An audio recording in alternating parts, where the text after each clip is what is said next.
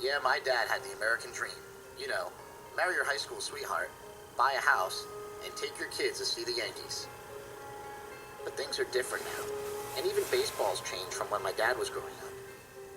And now when I think of baseball, I don't think about the Babe or Hammer and Hank.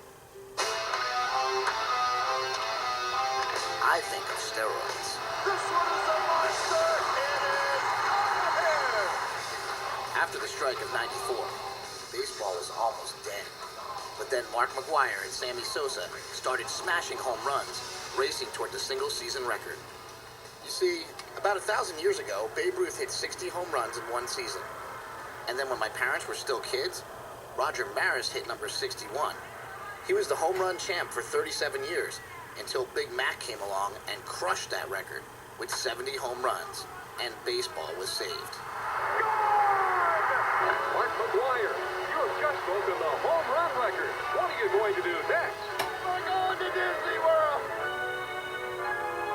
I guess Barry Bonds wanted to go to Disney World too, because in 2001, he smashed 73 bombs to break McGwire's record. There's a new record holder! See, baseball players used to be scrawny, but now these guys were jacked, and it was cool. They started looking like pro wrestlers. If you were to construct a home run hitter in a lab, put him together, he'd look like that. Turns out that was kind of what was going on.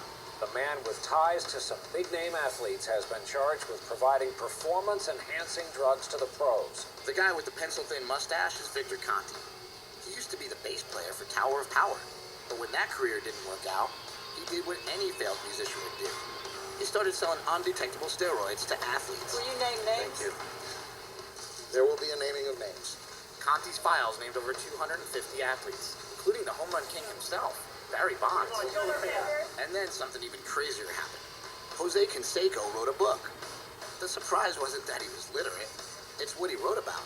He said he'd been taking steroids since '86, that 80% of baseball was on the juice, and that he personally injected his former batch brother, Mark McGwire, in the ass. So why, Mr. McGuire? Do you want to know the terrifying truth? Or do you want to see me sock a few dingers? Dingers! Dingers!